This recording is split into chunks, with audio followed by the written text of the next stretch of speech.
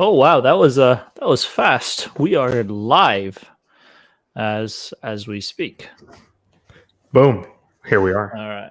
It's been a All hot right. minute since we've done a full live stream. Yeah. Things have certainly caught up, huh? Yeah, I mean, as everybody will know, just from the sheer fact of asking where certain videos are or where certain sessions were, blah blah blah, we've talked about for a while. It's been a busy season. Yeah. So we still have a lot of stuff that has been filmed that we are still in the process of basically pushing through the post-production machine, the grinder, as we would like to call it. But at the same time, I think I messed this one up. I think that's perfect. Right. I think as we're kind of at the year end, we sort of wanted to kind of look back at what we've done so far. What were some of the fun episodes that we worked on? What were some of the agonizing episodes that we've worked on?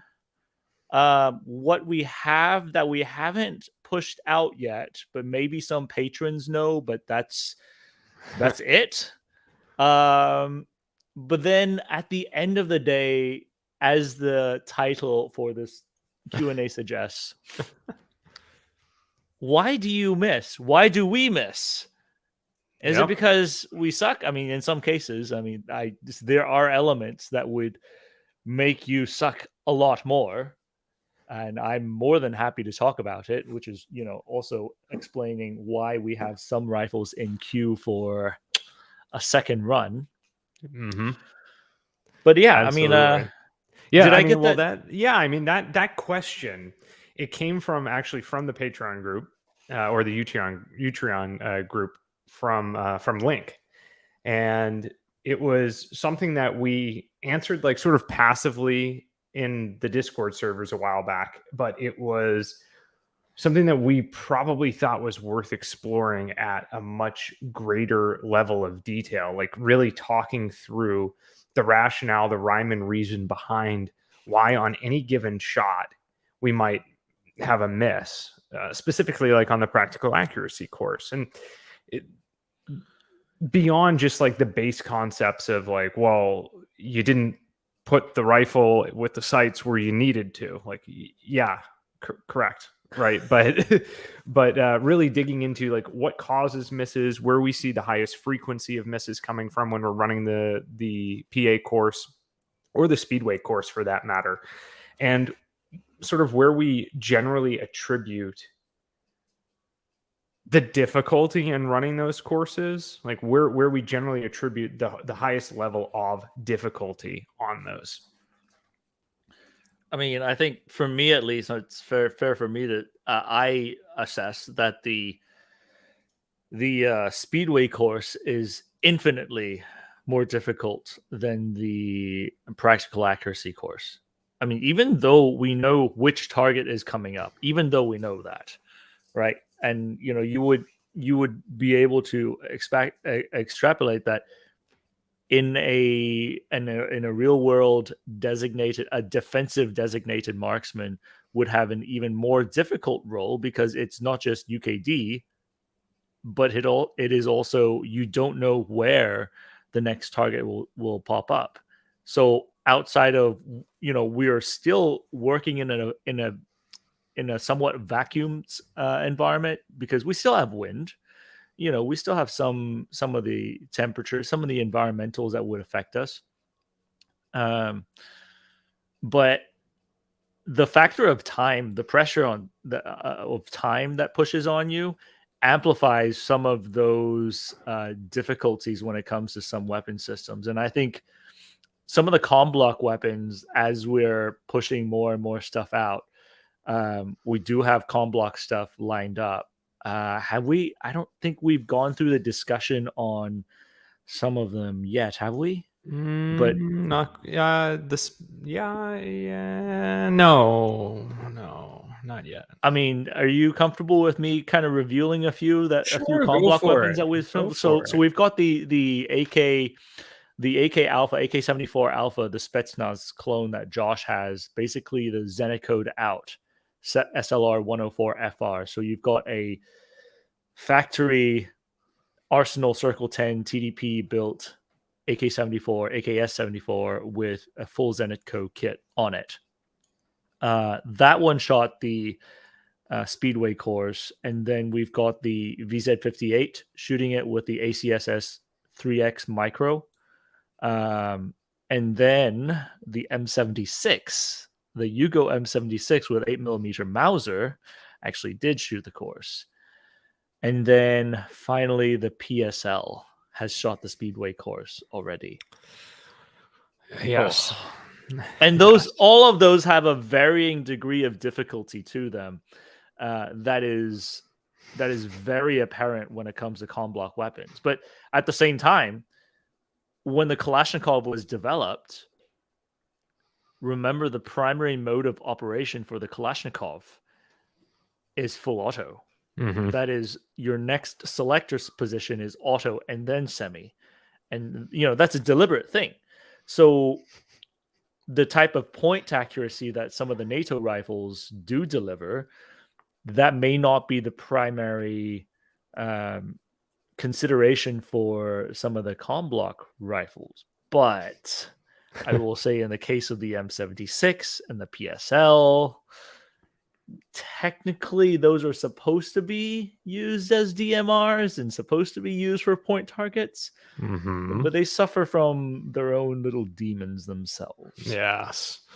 Well, so let's take a little bit more of like a breakdown approach of that initial question of where and why we think misses take place based on the experience we've had. And let me start by asking you, how much do you believe mechanical accuracy of the rifle is in terms of a factor? How often are we shooting a rifle that just can't really make it to the end of the 500-yard course or 450-meter course? Okay, so the targets that we're shooting at are basically sub-C zone targets. So smaller IPSC targets. And you're looking at, what, 8x10? Does that sound right? Or 8x12? Yeah, ish. Yeah. So let's say you're looking at 500 yards, an 8-inch target. For you to get 100% in that cone of fire, you really want that, an 8-inch diameter circular cone of fire, and you're basically looking at 1.6 MOA. So if you're shooting 1.6 inches consistently, like 9 for 9 shots in that 1.6 inch circle, then you should be able to hit that 500-yard target if you have your environmentals and bullet drop and wind holds down. And so you'll see certainly some things help us eliminate the guesswork of using bullet drop, right? You've got, with old rifles, you have your tangent sights, your bullet drop compensated rear sights that could elevate, where you're aiming to compensate for it, but you need to match your projectiles to it. So you need to use a service load for that rifle.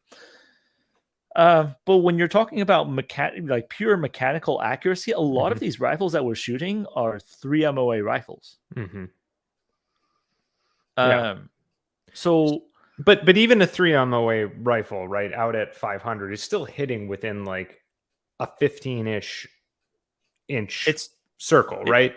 So assuming the target is, granted, like I think 8 inches is a little tight. I think it's more like a 10x10 or so. I mean, it's not a square, right? But it's more in the realm of like a 10 to 12 inch target than an 8. Big. Yeah, that's about this big, I think.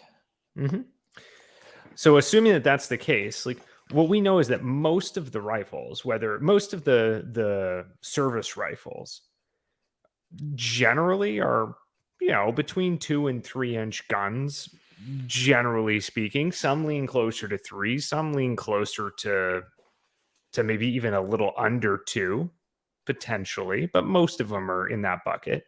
So when we look at whether or not that is sufficient, approximately speaking, we're shooting the same size targets out all the way.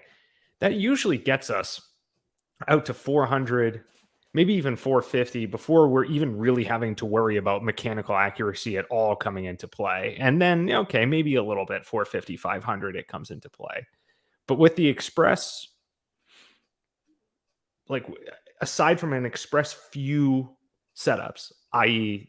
the crank off, that are just horrifically outside that realm of standard 2 to 3 inch guns, wouldn't you say that like mechanical accuracy is generally there, like for pretty much most of what we're doing? Yeah, I mean, at the end of the day, it comes down, a lot of it comes down to the shooter, how familiar they are with shooting at distance. Yeah, okay, we'll get there. We'll get there. But I would say the environmental has a lot to do with it. And I'm not just talking about your wind. Yeah, we know the bullet has to be shot up and then it arcs down, so you have your bullet drop. You have to fight gravity. And then you also have your wind blowing, so you have to compensate for wind drift. But then what I was really also talking about is the shooter's condition under certain environmental constraints and or body position, the circumstances that they can be shooting the rifle. Are they torqued up in a weird position, or are they ideally proned out to where they are as stable as they can get? Or do they have a giant magazine on the bottom, like a Kalashnikov magazine that prevents you from getting a good rest on the shooting bag? And even if you can, then you have to torque. Then you have to bump your shoulders up to compensate for that long magazine that's sticking down from a Kalashnikov. I mean, so I think a lot of, like mechanical accuracy is just one piece of the puzzle. A lot of guys would like to say, well, the rifle is mechanically capable of doing that. Yep. Roger, got it. I'm not going to take a ransom rest to every single location I go to and dial it in like it's a field artillery piece, right? So, you have to also look at the circumstances and the conditions that you're in. And some of those conditions, let's say hot weather, I'd say has, at the very beginning, Josh, I know the audience probably doesn't see this, but at the very beginning of Practical Accuracy, we would go out and push 8 to 10 rifles in a session. I mean, that sounds like a fun day to most people, but we were also in Texas in the summertime, outdoors, under my little army poncho that I had rigged up as some sort of a top cover with little bungee slings on the side. I built an observation hooch, not a very good one at that because it's not camouflaged, but in 90 to 100 degrees, basically we're there shooting, dehydrated, super hot, and it's kind of funny. Your mind works slower, I think. I feel like looking back at some of those targets, I think I had, even though we shot the course a lot, sometimes I would get confused on whether I'm shooting at the right target. Mm-hmm. Because of how hot it was, and like some of the sessions, like the K2, the K2, the M4, like we were out there baking all day, specifically because we thought, oh, these are going to be the easy rifles. Let's work on the com block rifles first. And so we get all the com block rifles run through first thing in the morning when it's still cool. And by the way, they had a hammer down at 9 a.m. policy, so you basically burn 2 hours of daylight just sitting around doing nothing, even if you're there at 7. And so all that combines, you get, your mind is just kind of going and, turning into Fruit Loops.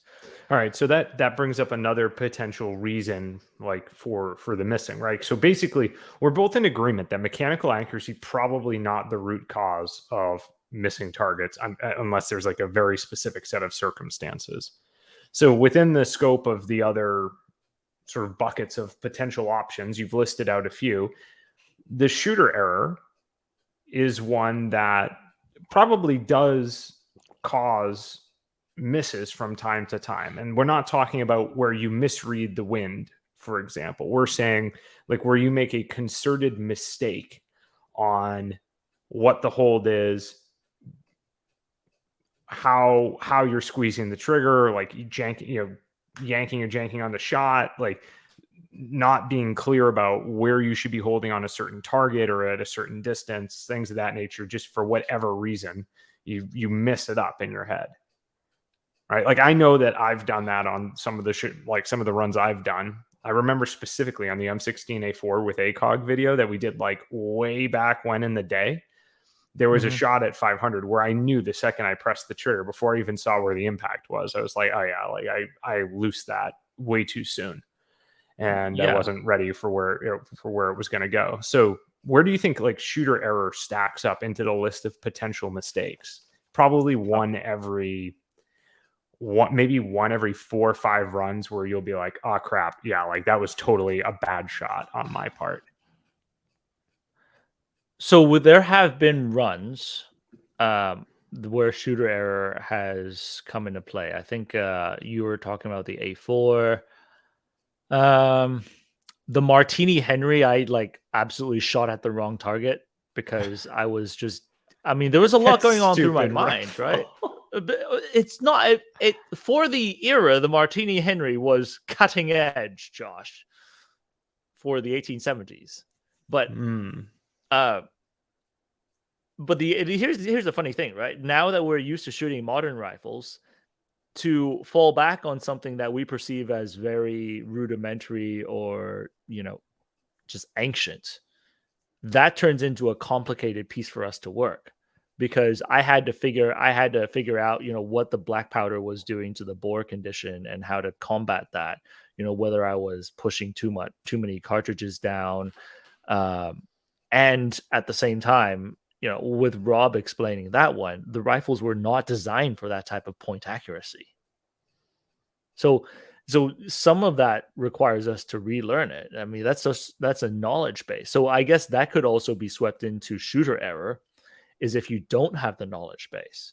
Now, I will say this with the Soviet type rifles, the one cool thing is if you use this like 7.6239, it doesn't matter if it's a VZ58, a Chinese SKS, a Kalashnikov, an AK-103, AK-105, AK-74, or even a Yugo AK. The systems are all the same. The leaf sight all works the same. You bump it all the way back, and it is it's your battle sight for 300 meters, and then you start bumping it up, and it is your tangent sight. So having some cool systems like that is interesting because that same doctrine translates through all these different systems. But then when you drop something that is hyper accurate, mechanically hyper accurate, like the Swiss K31, and their sighting systems different, because you have your 100 and 200 is it is a bullseye hold on your target. So where you aim it is where you hit it. Then once you get to 300 meters, it turns into a 6 o'clock hold. So if I didn't know that, and that turns into a piece of shooter error in a sense that I didn't know that at 300 meters, it bumps the point of impact higher, I would have sailed rounds over the target every single time. And quite frankly, you remember when we did the diopter K31? Mm-hmm. I didn't know how many clicks to go to push it farther. Like that was purely using what people out there would call Kentucky windage to get all the way out, is basically using a battle sight zero at, I think I used a 400 meter zero and then sailed over the last one at 500. Yeah, I mean, shooter errors got a lot to do with it, but shooter knowledge, I would say, is also just as big a part of that as shooter error. Right. Okay. That makes sense. Like knowledge on the platform, knowledge of how to use the platform, not just necessarily fundamentals of making a good shot. right? Not just shooting fundamentals, but actually fundamentals on given platforms and the experience you have on a given platform. There's a comment that showed up. I want to bring this up too. Toe Juice, lovely. Nice. He's talking about he does Norwegian target shooting, and that's Stangskitter. Have you seen Stangskitter? Have you seen that before? Yeah. It's like a super fast bolt action competition where they shoot, I believe, 100 to 300 meter targets. And the crazy thing about it, you'll see these guys go out there with these ancient crags, and they'll shoot against Norwegian military personnel using G3s, using iron sights, and they'll have to cycle their bolt and reload as quickly as possible and shoot these targets. And sometimes the civilian shooters will outshoot the military guys using the semi-autos. So it's incredible watching that. And so when he's talking about the weirdest thing he's found out is that was making him shoot worse was that he was trying to work the bolt too fast. So in this instance, and I know there's a lot of part of doing YouTube, I mean, part of it is, I mean, shall I destroy the magic a little bit and say that showmanship is a part of that? There's a certain skill level in being able to show a rifle off, right? And if you're able to cycle the rifle hyper fast, we know a few influencers who are really good at that. Mojo is really fast. Like his movements are extremely fast. And he recently, Milspec Mojo, he recently got into bolt action precision rifles too. Yeah.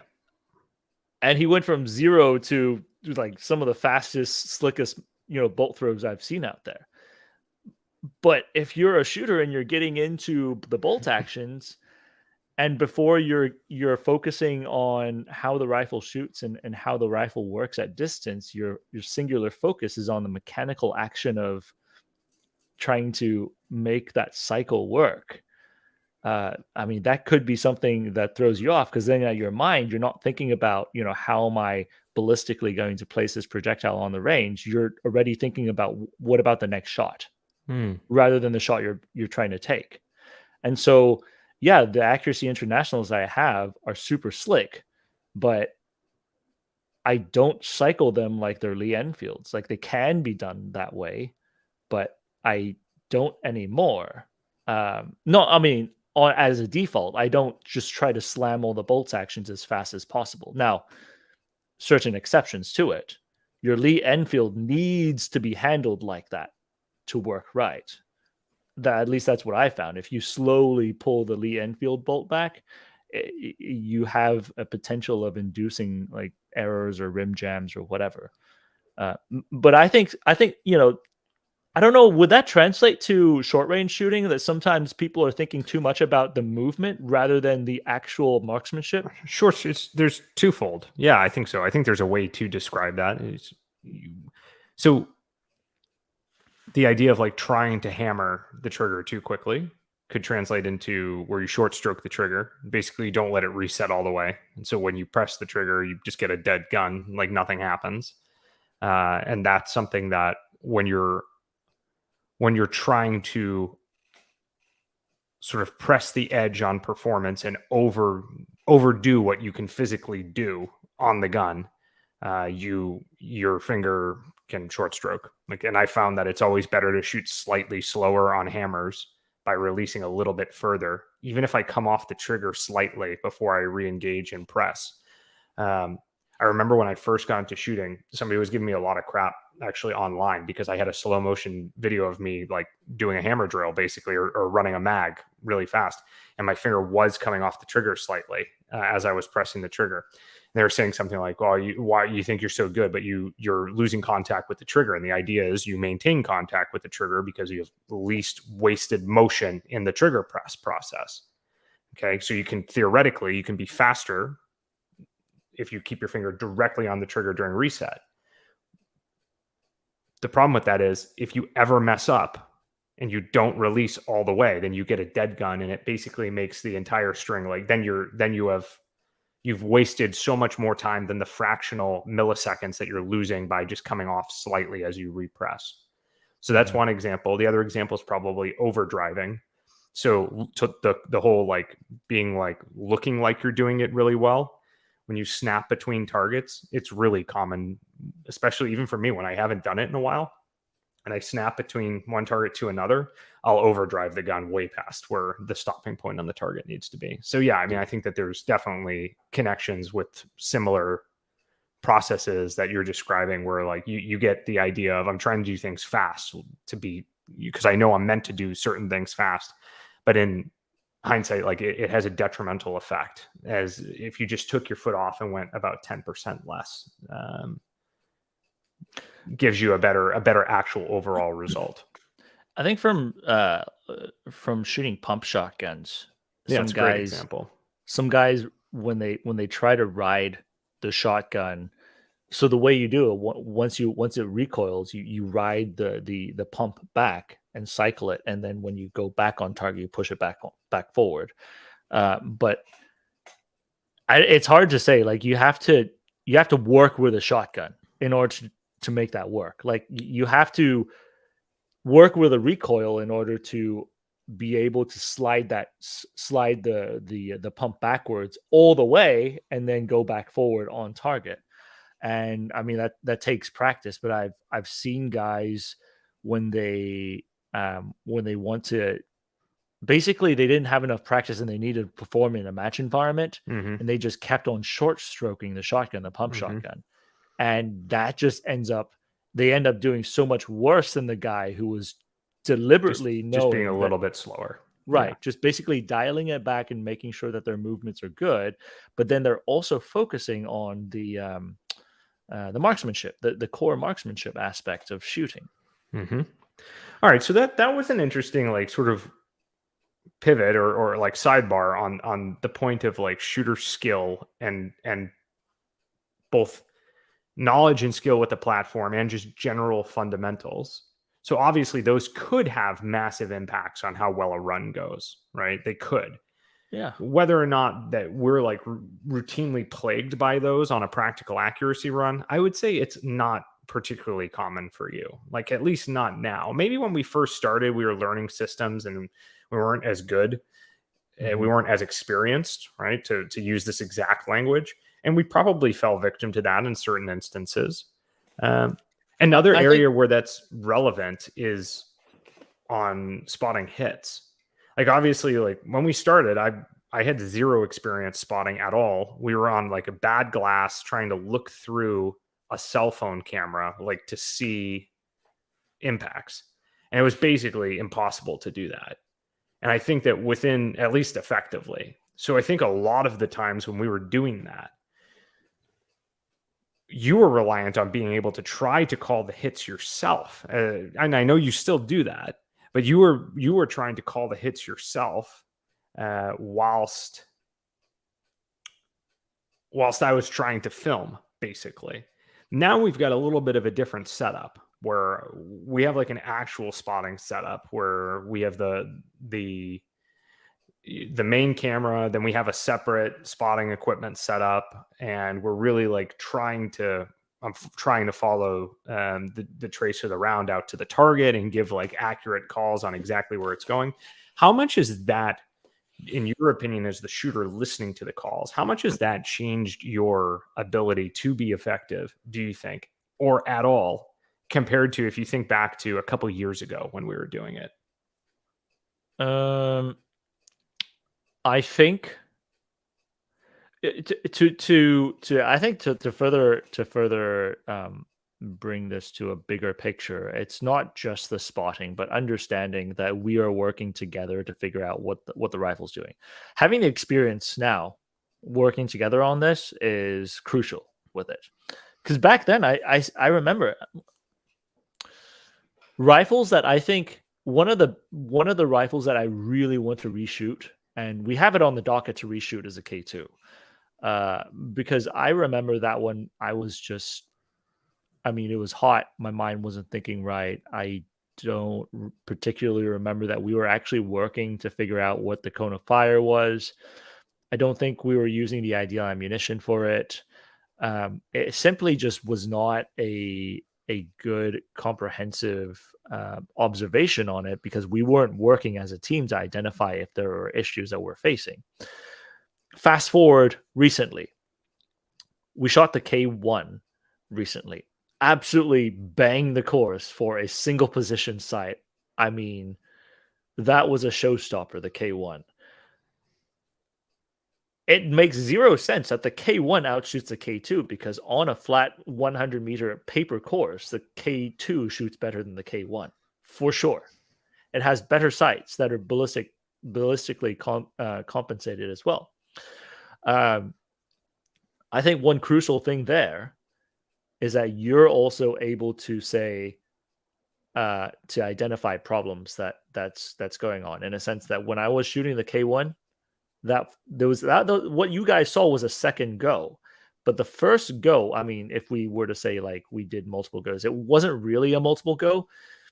It was more so I shot target 1, 2, and Josh then says, "Hey, what are you doing? You don't usually shoot like this. You're trying to rush through this to get to some of the other rifles that we're working on, aren't you?"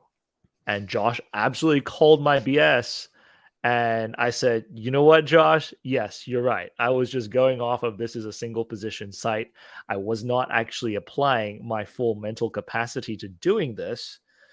And you're able to identify that problem outside of even like spotting. You're able to identify, hey, you know, put your big boy pants on, treat this like any other rifle that we run on this course, and let's go. And I did. It took a minute, pause, look back at it. You're right. Let's do this. And then we applied a lot of the things like we would apply to any other rifle without any prejudgment of what the rifle could do. And it did well.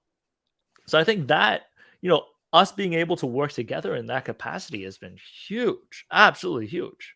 Yeah, I think that comes from time. Even though we have known each other for a very long time and we've shot together for a long time, this particular dynamic is a very interesting one when you're doing like shooter spotter setups and within the context of like review in general, like reviewing guns, quote unquote, or at least, I mean, I wouldn't really call what we do reviews, even though, that's the name of the show, but it's more so simply like putting it through an actual course of fire and seeing how it actually functions. Well, I think it would be different if we had a very similar background, and it would be a lot more bland if we had similar backgrounds. Because there's a lot of things like Josh. The only one firearm I've been able to convince, the only one classic firearm I've been able to convince Josh to get is a Beretta 22. And that's because the thing had some pretty rad history behind it. Like I've tried to get him to buy a Swedish Mauser, try to get him to get into the Mosin game, the Finnish Mosin, some of these nicer classic rifles. Nah, he's just like, "Henry, I'm just not interested in it." But at the same time, turn the comments against me very quickly. Well, no, it's okay. I mean, I also learn a lot from Josh, like when it comes to, because my knowledge in night vision does not come with shooting. I drove with night vision. I walked with night vision on. So I had to learn about how some of the shooting aspects of night vision worked because Josh likes that type of stuff. Some of the aspects surrounding glass. I'm a shooter. I don't nerd out on glass composition, and I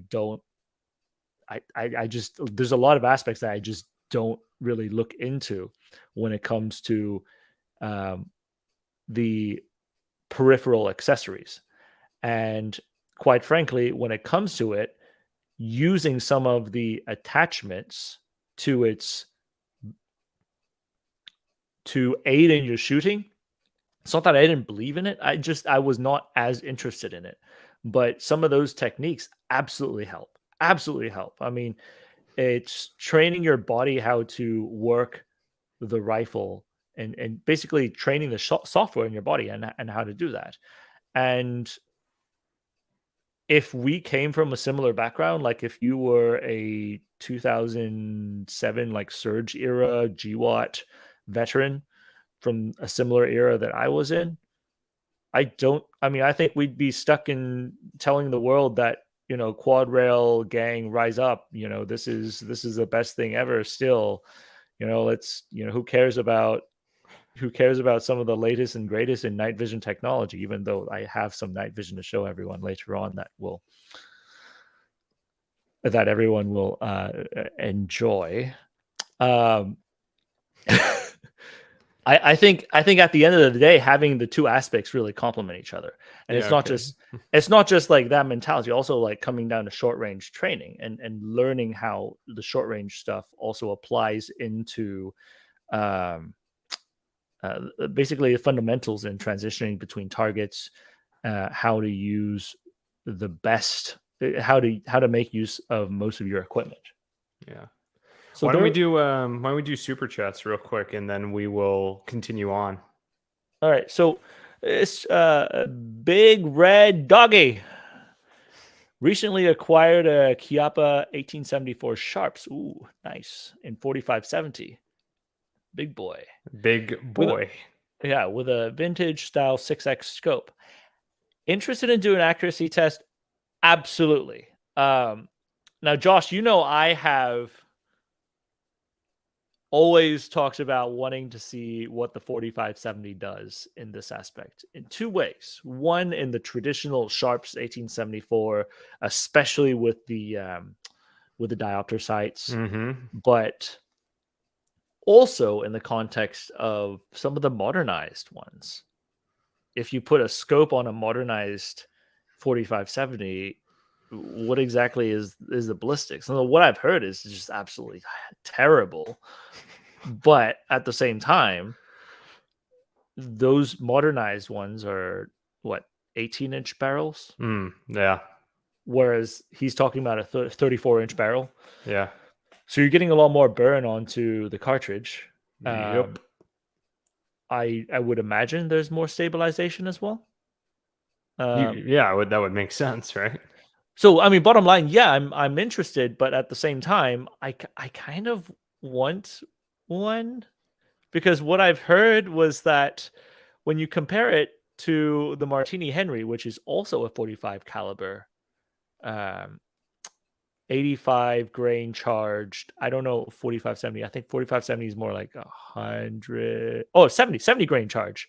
The 70 on the behind it denotes the grainage of the black powder that charges the projectile. So 70 grain. So it's actually a lighter charge than the Martini Henry. But the Martini Henry, with the rifling and everything, is known to be less accurate than the 4570s. Of course, the 4570 was an American classic, specifically designed because, as Americans, even in the 1800s, you are obsessed with the type of accuracy, as we are these days in shooting any type of firearm out there. So I need shoot us an email. I'm interested, but at the same time, I also have plans in buying one. So if we're going to have one, I don't necessarily want someone to risk their property in transit. Yeah. So, but send us an email. I'd like to learn about the 4570 1874 Sharps that he has, and seeing what he's seen so far. Yeah, that'd be awesome. Yeah.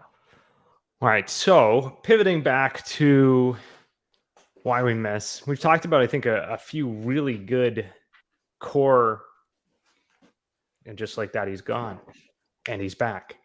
I wanted to show a little sneak peek on my dual tubes. Oh yeah, Henry did get a pair of dual tubes. It's true. I finally convinced him.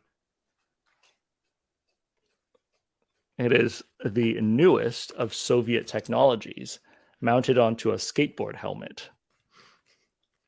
They call them bump helmets, Henry. It's okay, bump helmet.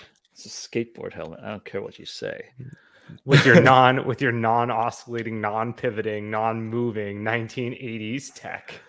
It is absolutely awesome. But I'm trying to convince Josh to do a night shoot, so I could show this off to the world. So everybody, oh wow, people are already saying like, WTF and all that about it. It's actually the nods themselves were actually sourced from Ukraine. Pre-war, I got it from Ukraine. So not sure of the actual history of it.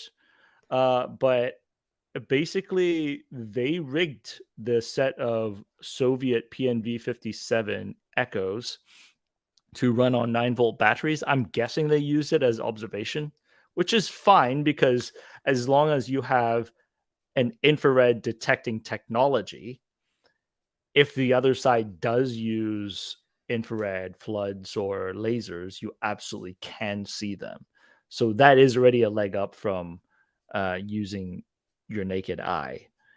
So maybe they just use it as observations. But what I did, I actually rigged it to run off of airsoft batteries, and I could plug it into my Jeep and drive around with my ancient Soviet nods. So more on that. You guys out there, please convince Josh to donate one of his evenings, and we can document it for science. So as I was saying, on the subject of why we miss targets, Henry, what we talked about a bunch of good ones so far. One of the ones that you brought up, like right at the very beginning, is wind. And the specifically changing winds, right? Gusting winds or changing winds. Yeah. If we look at that in a vacuum, we know that wind, specifically on the service rifle course, where a huge number of the rounds that we're shooting are not like high grade match projectiles. A lot of them are ball ammunition. They don't have the best BC.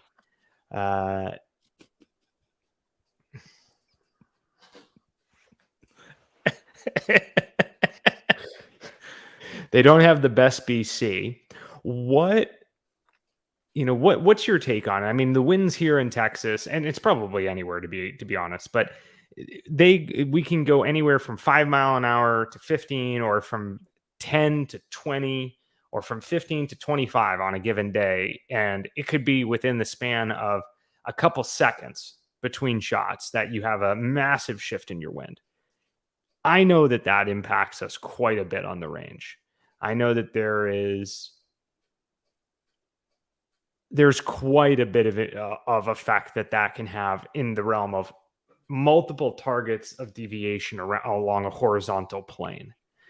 I mean, where would you rank that in terms of reasons that you might have a miss?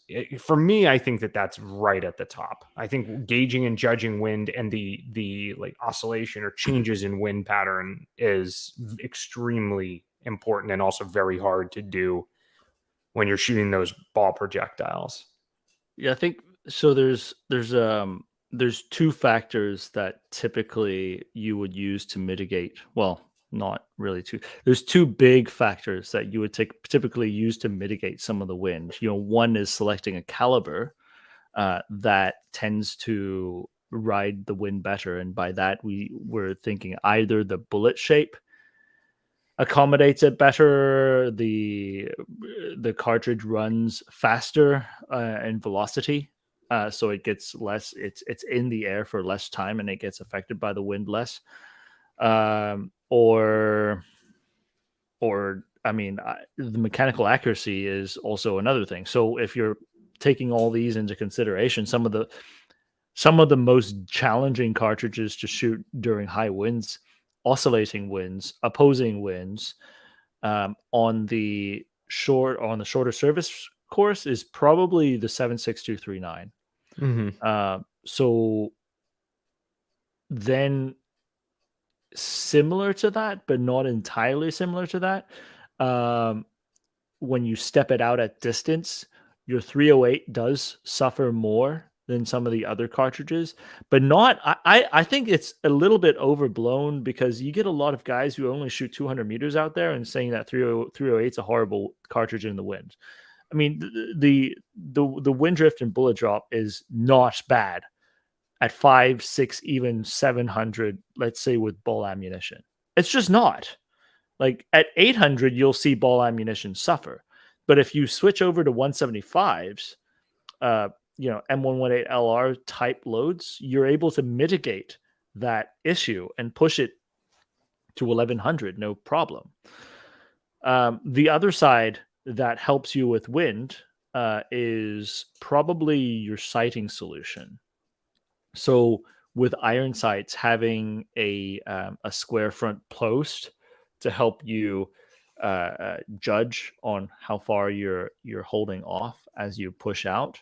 But then more so with glass, if you're using a reticle or some type of aiming system that has a reference in giving you the wind holds, that absolutely helps. Like so we talk about ACSS a lot. It's because I like it, because I shoot in a lot of wind and a lot of distance and a lot of known distance or unknown distance ranges. With a lot of the environmentals, that is where the ACSS system shines, but not the ACSS CQB system, because those CQB systems only have the bullet drops. And so that would make the wind judgments very difficult. So the 2X, I love them. But at the same time, if you're trying to shoot a 500-yard target and you only have the 2 drops going down, I mean, that is absolutely going to be more difficult than having the wind holds as you push out. But then at the end of the day, knowing how to string all this together is going to be the key. Mm-hmm. Basically, the knowledge, the practice. Right. I'd also add that with the glass, shooting with an optic, I generally can see, at least here, where the heat in the Mirage is so prevalent most of the year, it's a lot easier to perceive Mirage through glass, looking at what it's doing, even when it's not hot, for that matter. Just when you can see it at those further ranges, 500, 600, 700, and you can really, if you're paying attention to it, you can catch the wind direction, like visibly, by how the Mirage appears to be moving. So the Mirage is a good thing to bring up, because in the M24 video, we did have some issues dealing with the Mirage. Yeah. Because and that was something that we showed, that we had a spotting error. But then I'm not trying to like blame Josh for everything. It's a team. It is a team thing. But like for that particular one, we highlighted the difficulty of if you're not seeing the Mirage, the Mirage wind indicators, then you're unable to adjust to it. And I was unable to see it because I was seeing Mirage in the scope already, because it was a particularly cold day. So I just assumed that was Mirage coming from the scope. Yeah, like coming off the barrel, right? Yeah. Correct. So even if not, some of your rifles run hot. I love my SIG, the SG55X series, but those things run hot. And now shooting, I love my BRN 180, but that thing shoots hot. And I'm saying, like, when I'm shooting it and I'm gripping it, I can feel the heat hit my hands if I don't have the front end sealed up with the insulation panels from Slate Black Industries, of course. But but that heat most certainly does translate into something, and which is why in some of the more classic sniper rifles, you'll see them use Mirage bands to mitigate some of that factor off of the barrel. And suppressor covers. That's another thing that we've seen with the Mark 12 video. Seeing the effects of the AEM5 is extremely effective, but at the same time, it just traps all that heat, and that heat just translates into Mirage if it's a low wind day, and that makes it extremely difficult to spot your target. Right. So, final point then. And this is a point that you love to talk about, so hopefully you'll be all over it. The sighting system is something that you've addressed now numerous times, as to some sighting systems are superior to others, even from one iron sight to the next, there are advantages. When you get into the glass world, obviously not all glass is created equal, but more so, let's talk magnification for a minute, because one of the things that I routinely see questions about is, well, you're only using an X power optic, whatever that is, right? You're only using a 2 power, you're only using a 4 power, you're only using a 6 power. Why don't you shoot it with a 10 or a 6, 14, 16, 18, 9, whatever power optic on like these 500-yard targets? Like, if you're really trying to demonstrate the effectiveness of the rifle, like, why not maximize, put this giant magnification device, the Hubble telescope, on the gun? Well, I mean, you don't want to press yourself to go as high magnification as possible, because low magnification also gives you a lot of situational awareness. And also, on the topic of Mirage, you also actually get affected less at low magnifications, in a sense that you may still, I mean, it's still going to be blurred in a low magnification, but at least it's not entirely unusable of a sight picture, right? But a 10x is sufficient to run out to 800 meters or so if you are just shooting the target. But at the same time, the reason some of those higher magnification settings are useful, and I'm not including, let's say, like if you're shooting a 22 match, 22 guys love dialing their stuff as high as possible to shoot at their targets to get micro adjustments off of their 22 at 200 meters. That is a very unique and specific deployment of those high magnification scopes. I'm talking about generally from a duty perspective for a military sniper. If he were to go out, that high magnification may not be as advantageous to the shooter, but the high magnification is advantageous in a sense that it helps you positively identify your target, in a sense that you could use that to double what the spotting scope is doing. Obviously, you don't just use it as a spotting scope, because it is valuable to have an extra set of eyes, and the spotting scope typically has a wider field of view, even though it has a larger magnification and clearer glass, less chromatic dispersion than your tube scope. So there is advantages of using a higher magnification scope, but it is not always for shooting, because then let's say you're shooting a 308 and you're dialed in at 32x shooting at a 400 meter target. You fire that shot, that recoil will kind of drop you off target, and it'll take you a while to get back on target. In the meantime, you miss all of the things that are going on. You don't see where you missed or where you hit. You don't see the effects on the target if you were a military sniper. You cannot convey any of that follow-on information with your spotter or anyone that you're working with. Mm-hmm. And so that is all information that you would miss out if you have it dialed all the way in. And it's hyper important to use the appropriate magnification. And I know there's guys out there who have the formula of, like, if you do, what is it? They say like one magnification per 100 that you go out. Some people say that.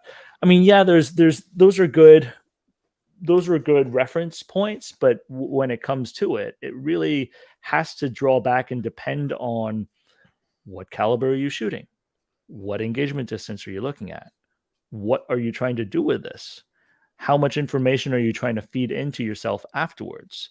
Like with the 22, there is no recoil to it, so it is super easy to hold a 15-pound 22 LR rifle on a 200 meter target and just hammer that thing, because your 22 is losing steam at that point. You really need that magnification to see where it's hitting. So those are entirely different scenarios that you can't just go out there and say, well, you should use X magnification if you're shooting at this distance. There's a lot more that goes into it than just that. Mm-hmm. Makes sense. So I think that generally covers like the main areas that I wanted to talk about with respect to the why you miss subject. And I think we outlined it pretty well. If I can summarize it in like a very short pocket, the why you miss is answered by a few things. It's possibly mechanical accuracy of the firearm, but that's dictated by the size of target you're trying to shoot. If you're trying to shoot like a torso-sized target, pretty much all of the service rifles out there, from everything going back to the early 1900s, is going to be mechanically sufficient to probably hit those targets out to 500 to 600 yards on a full torso. When you look at additional areas, you're looking at things like your familiarity with the system and your overall skills and fundamentals of shooting. Both of those critically important, but once you have them, generally not going to be something that routinely slips away from you. Most of the time, if you've got a fairly decent baseline level understanding of fundamentals and you have some experience on the platform, probably not going to be one of the main reasons you're missing. When you get past that type of stuff and you get into things like can't call where the hits and the misses are, yeah, that's really hard to be able to correct when you don't know where the miss is taking place. And when you're looking at things like wind as a main contributing factor, I think that probably ranks up darn near the top, with the caveat around the whole thing being your sighting system can obviously aid you dramatically in your ability to both aim precisely and sort of see what's happening downrange, but you have to know how to use it effectively, whether that's irons or an optic, as we just covered in terms of like over dialing and things of that nature. So with all that said, I mean, Henry, one of the things we wanted to sort of talk through was both our favorite moments from the last year and our most exciting upcomings. I know you teased some of that already, but we've got, a little bit left in the session. Do you want to cover off like best moments from 2023?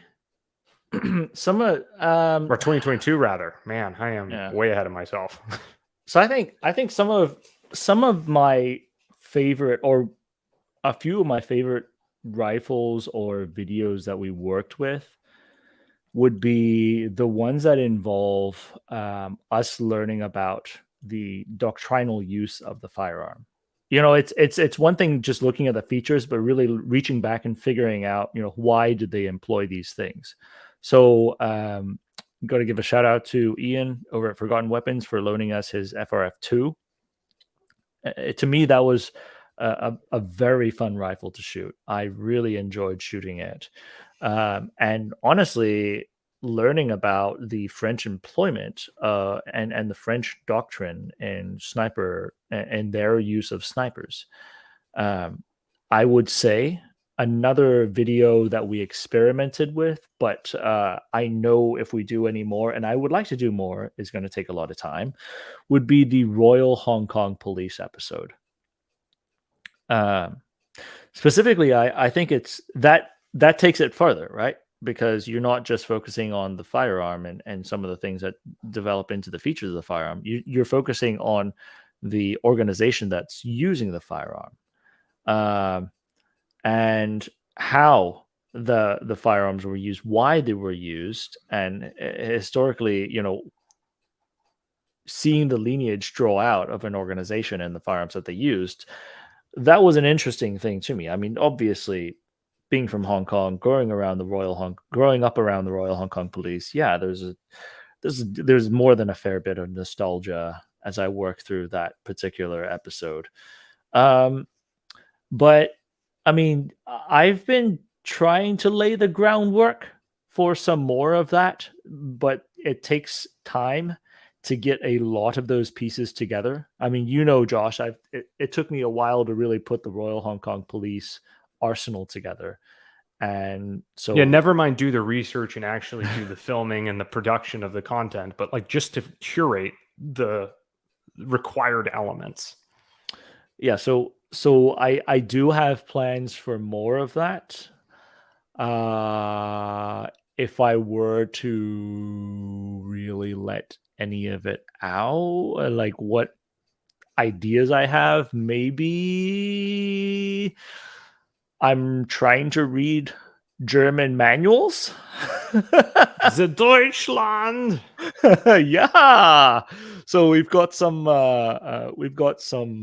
plans on both let's say the fragmented Deutschland that we'd like to look into. Yeah. I think that was to me that split in East and West Germany was interesting because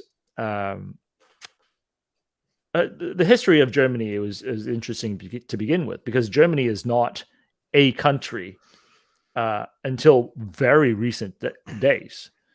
And I mean, prior to the Republic of Germany, I mean, you had Prussia, you had Bavaria, you had Baden-Württemberg. You had all sorts of small kingdoms that all spoke German. But at some, what was it, from the late 1800s that the Republic of Germany came together. And did it come together? But then during the Cold War, fracturing Germany, and then some of the historical development since then, and the survival of the Germans as one country is, to me, is an interesting little bit of history to research. And honestly, the Cold War history of Germany is some of my favorite pieces to read about and learn about. So on my end of the spectrum, from this last year, the introduction of the Speedway series was probably the most exciting thing, because it really bridged the gap into the shooting that I'm more familiar with, where everything's on the clock, right? And the very unique element of trying to shoot long range on the clock, which does exist in 3-gun, and it obviously also does exist in the PRS world. I find particularly exciting to try to take guns that are not optimized to do that stuff the way that I'm used to having them optimized, and seeing us try to put them through that type of a course or an environment. Particularly challenging and very interesting to watch. Everything from something like the Mark 12, which is just, it's like almost purpose built for that exact environment, through to something like, I mean, the M24 or the FRF2, or shoot like a stock M16A2, was all extremely interesting to watch how well you were able to perform with some of those. Now, if I were to do any spoilers, I agree with Josh. That whole segment, Josh, I was stoked to see it getting rolled out. And some of the ones that really, I don't want to say annoys Josh, but every now and then I bring up guns that Josh is just like, dude, this is just going to not do extremely well. But then I'm telling Josh, like, that's the point. That's the point of it, is because I want to know. Henry's just a troll. It's just a troll at heart. Like, no, to me, the interesting thing of seeing this is were some of the comp block weapons and how they performed. Yeah. And quite frankly, it surprised me when some of the rifles that were developed specifically for that role performed worse than the ones that were pressed into that role. Very interesting. So that to me was very, very interesting. And so I'm working on a classic right now that's called the SVDs we have at home. And so that kind of encapsulates some of the topics that or some of the specimens that we worked on Speedway. But Speedway is hard. That is not easy. Because practical accuracy, we're still just chilling, figuring out what's going on.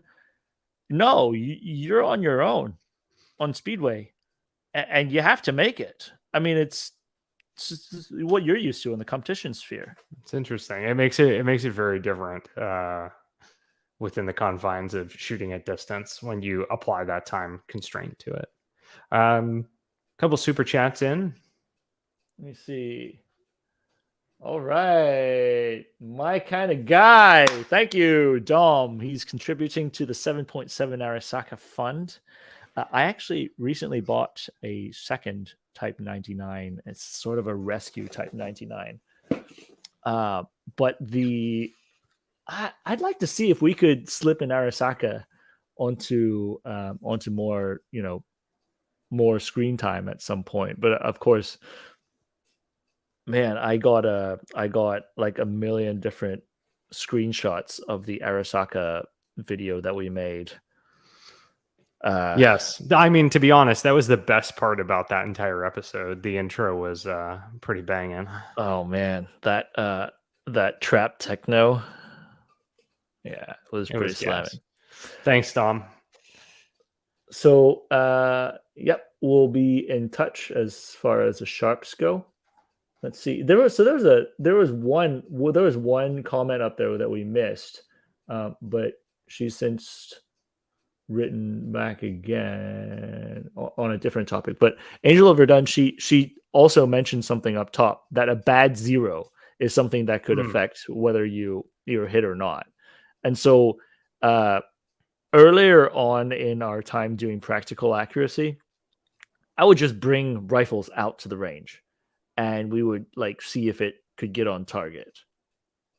I mean, I know at the core we know that's just not going to work, but we're just trying to like shoot through this whole list of things. And so what we found is off camera, I end up taking a lot of those rifles that we take on loan, and we zero all of them, paper check all of the targets before we go out to the range, make sure that the ammunition and the rifle and the optics all correlate before we even go into the range. And I feel like that's gotten way more productive. So that's probably the bad 0 point is probably something that we should add to that short list that you had earlier. Yeah. But something that's because we've eliminated through prep work that we don't see nearly as often nowadays. So let me see. AK4 Speedway, that is coming. Filmed, right? A version is filmed. This is before we got the PLXC that was filmed. And you remember recently I put together... I found out that the PLXC has a version of the reticle that corresponds precisely with the M80 ball, which is what the AK4D shoots. And so I'd like to see how that does. But it's a performer. It's a performer for sure. The AK4, if we were to use this to stretch into a topic that could take a long time to discuss, the FAL versus G3 topic, we've actually filmed some FALs as well. Not just some, but full MBEL, SLR, the British L1A1, the L1A1 plus Trilux suit L2A2 scope, and also, of course, in the past, we have the DSA copy of the FAL and the FAL Paratrooper. So we've had multiple FALs, just some of them haven't been published yet. Overwhelmingly, to me at least, it seems like even though the PTRs are copies of the G3, it seems to just like wipe the deck with all the FALs on the accuracy realm. I don't know. I don't know what to say. I mean, we've shot a lot of FALs at this point. I still think that they're decent weapons for their era, but I just could not get any accuracy out of them. But I know DSA actually, they very famously published and put together one of their models that they say is 1 MOA. DSA, if you're out there and you're willing to loan it to us, I'm happy to see if that thing could clear the course. But I'm wondering if the FAL kind of runs up on the M14 syndrome to where it's just exceedingly difficult to accurize, whereas the G3 is just plug and play, and the core weapon system just has accuracy on it and could work. So the AK4 being something that was pretty cheap to put together, like relatively cheap. Like if you compare that to a SCAR by battle rifle standards, yeah, exactly. Yeah, Like if you compare that to a SCAR, right? Your PTR all put together is like half the price of a SCAR. Like a PTR with optic is like half the price, maybe more than half, than a stock. But it's still less than the stock SCAR 17. SCAR. Yeah. Yeah. It's significantly less than a stock iron sight, nothing attached STAR 17. Yeah. And so I think the value proposition of the AK4/G3 is absolutely there when you put that into perspective. Yeah. Yep.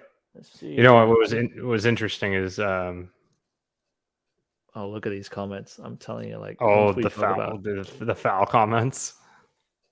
What did a foul once? How bad is the PTR? Oh, it eats brass. Yes. I do not reload anything that comes out of the PTR. 4 MOA for a foul is standard. I think I'm seeing like 3.5, but I mean 3.5 to 4 is kind of like yeah. I'd say that aligns with sort of what we've seen, and we're talking about like multiple models, Imbel on Imbel receiver, and not gone through mass production, but having a gunsmith specifically put everything together and meticulously make sure that everything's okay.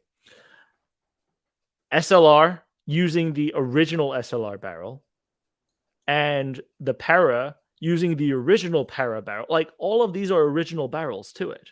Original bolt, all headspace properly. 3.5 to 4. I mean, it's just, I mean, that was a standard back then, though. Sorry. Yeah, I guess. I mean, if you have to cope, then yeah. Oh, I am deeply entrenched into the roller delay gang. I now have. Do I have more roller delayed rifles than I do like conventional, like long stroke or short stroke piston rifles? I think I may actually have more roller delays than short strokes.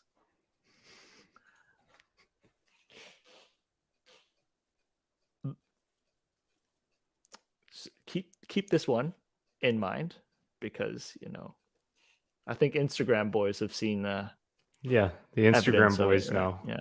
Yep. Let's see. Yep. HK 417.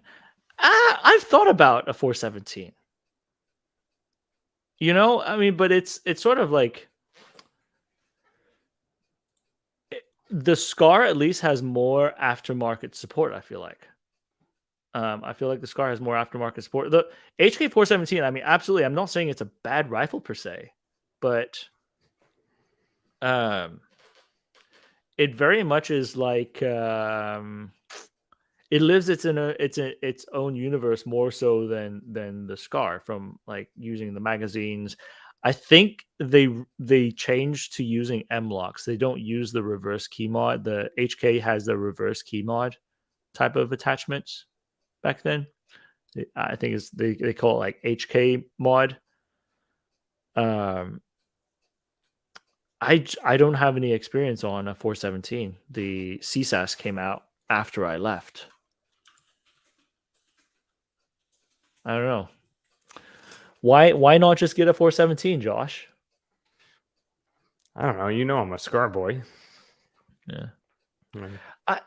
H&K, there is a definitive divide between Cold War H&K and post-Cold War H&K, I will say. Like, Cold War H&K, you're talking about HK33, the 5.56 H&K, the G3, the MP5. Like, that's definitive Cold War H&K. And then you've got 90s during the sort of the transition when you got the UMPs, G36s, USPs, which USP is one of my faves. But then I'd say sort of progressing from the 90s out of the 90s. Basically, a lot of the things, I mean, and this is known. They basically took the G36 gas system and transplanted it onto an AR-15. and turning it into the HK416, and then scaled it up to turn it into the 417. Unfortunately, it uses proprietary magazines. And I know that's a source of anguish to a lot of people. But to the shooters out there, I mean, it is such a different experience going from the 417 era H&K to the G36 era H&K and back into the roller delayed era H&K, because you're talking about the roller delayed stuff. Like G3 magazines are like $7 a pop. Like I know guys who have closets full of those things. Yeah. And it costs less than like a basic load for a 417. And then these things were used in Africa, the Middle East. You see them with their stocks hacked off. And that Cold War image of the H&K stuff was, it wasn't always just the, I hesitate in saying this. It wasn't always just that good guy image, because it was most certainly seen in the hands of some questionable people out there. And so there's a really interesting, like if you're an H&K fan, there's a really interesting storyline that you follow, you know, when it comes to the roller delayed system, which by the way was discovered.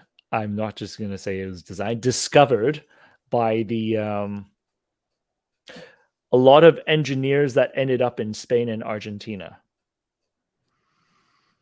in the 50s. If you're catching what I'm putting down, it was a what happened in Argentina in the 50s, Henry? It had a large German population immigrating there, obviously for the lovely ladies and the warm beaches. Mm-hmm. Mm-hmm. So it's interesting seeing that technology shift in H&K and the corporate makeup and a lot. Okay, that please don't tie those two together. I know it sounds like it's tied, but you know it's not. I swear. H&K technically came from, what were they making? They were making like typewriters, I believe. Like they were making some civil items before they jumped back into making guns. But yeah, so the H&K's lineage to me is absolutely fascinating, especially when you couple it to my obsession with Cold War German history. And H&K takes the front and center bit of it. Anyways, sorry, that was a huge tangent off of one particular comment about why not HK417. I'm not saying no. It's just a little different from the era that I am hyper focused on. Yeah.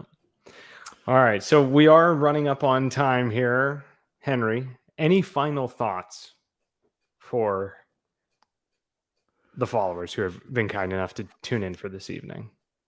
So I would say this. We do have a lot of stuff that we're laying on to work on right now. We have a lot of stuff that's going through post-production. There is going to be more roller delayed stuff. I know right here, look at this. Someone was talking about the PSA Jackal. We do actually have an interest in talking about a particular PSA product, but not the Jackal. And that needs a little bit more thoughts though on that. But just to throw it out there, some of the things that we've had filmed, if I were to throw it out there for everyone to look at, to think about and to get excited about, the L1A1 and the fouls, we talked about that. I've been acquiring a lot of pistols and trying to talk about some of their history and employment from the law enforcement perspective, mainly European side.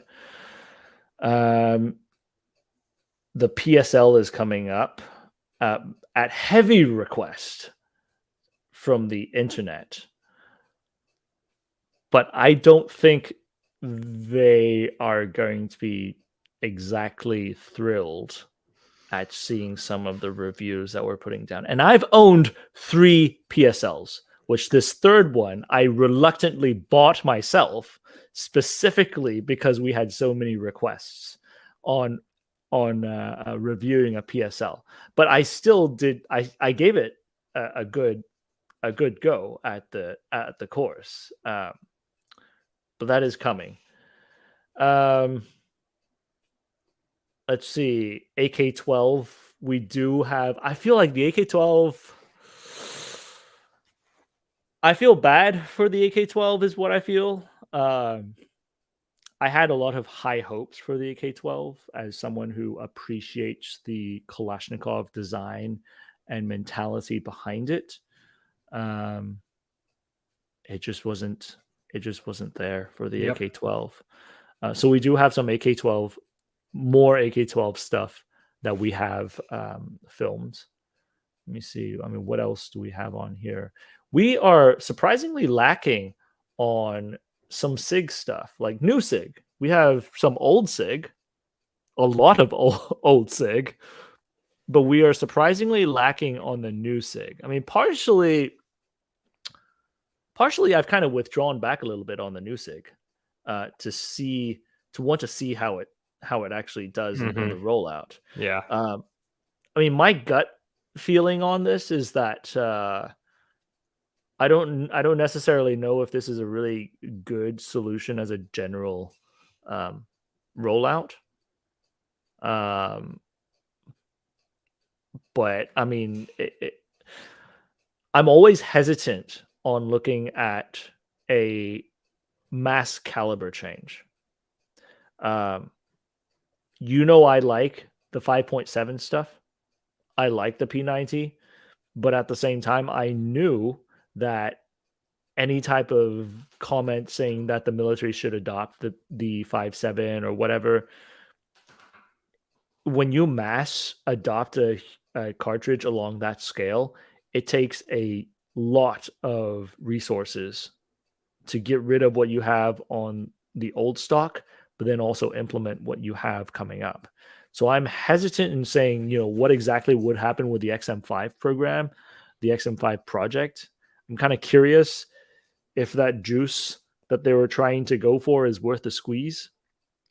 My gut feeling is that it is not. But I mean, I'm not. I can't be certain on the SIG, which is why I hesitated on making any type of comment on the SIG Spear, specifically the XM5. Yeah. But so looking at some handgun stuff, yes. And I don't know, what else do we have that's exciting on the pipeline? There's too many to talk about. You've just talked about 100 different guns that are all in the pipeline in the course of the last 30 minutes. Yeah. So we're staying busy. We're out filming tomorrow? Day after. We're out filming in 2 days. Getting back into it now that the cold weather is sort of arrived here in Texas. It's nice. And it's actually nice weather. I mean, it is. It is nice. But yeah, I mean, listen, gang, I think we're probably going to have one more video drop this side of Christmas, or maybe right around Christmas time. Yeah. And but yeah, we hope you guys all enjoy the holidays here coming up. Spend some time with your families, your friends, and we will catch you guys going into the new year. See you on the range.